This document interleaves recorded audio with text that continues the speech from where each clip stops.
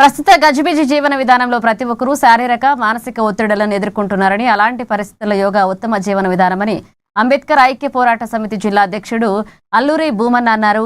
అంతర్జాతీయ యోగా దినోత్సవాన్ని పురస్కరించుకుని రెగ్యులర్ వాకింగ్ టీం ఆధ్వర్యంలో జిల్లా కేంద్రంలోని ఇందిరా ప్రియదర్శిని స్టేడియంలో యోగాసనాలు వేశారు. ప్రతిరోజు కనీసం 30 నిమిషాల పాటు యోగాసనాలు ప్రాణాయామం చేయడం వల్ల శారీరక ఆరోగ్యం మెరుగుపడడంతో పాటుగా మానసిక ప్రశాంతత, ఏకాగ్రత పెరుగుతాయని తెలిపారు.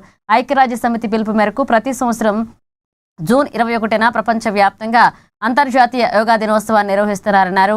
యోగా సాధన ద్వారా రోగనిరోధక శక్తి పెరగడం, ఊపిరితిత్తులు బలపడడం, మనసు ఉల్లాసంగా ఉండడం, జీవన నాణ్యత మెరుగుపడడం వంటి అనేక ప్రయోజనాలు కలుగుతాయన్నారు.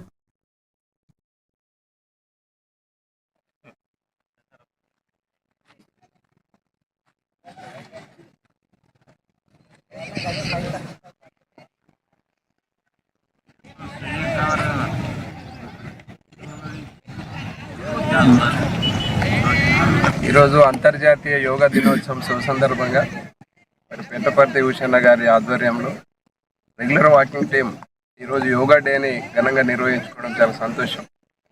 మరి యోగా ఇవాళ ప్రపంచానికి ఒక దిక్చూసిగా నిలిచే పరిస్థితి ఉంది.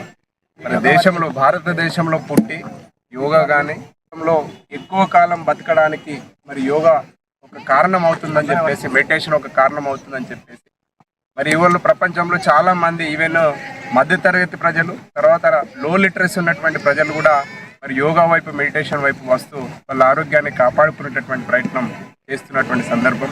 అంటే డైట్ కంటే ముఖ్యం ఎక్సర్సైజ్లో భాగంగా మరి యోగా అనేది అత్యంత ముఖ్యమైనటువంటి పరిస్థితి మనం గమనిస్తూ ఉన్నాం.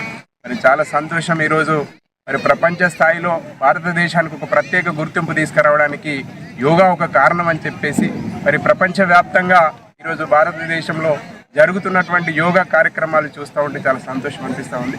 మరి ఈ సందర్భంగా రెగ్యులర్ టీము అంతర్జాతీయ యోగా డేని చాలా ఘనంగా నిర్వహించాలంటే ఒక గొప్ప సంకల్పంతో మరి ఈ గ్రౌండ్లో, ఈ స్టేడియంలో నిర్వహిస్తున్నందుకు చాలా సంతోషం. మరి ఇందులో భాగస్వాములు అయినటువంటి అందరికి కూడా మరి వారి ఆరోగ్యం పట్ల ఉన్నటువంటి శ్రద్ధకు మరి అభినందనలు తెలియజేస్తూ థ్యాంక్ యూ. ఈరోజు అంతర్జాతీయ యోగా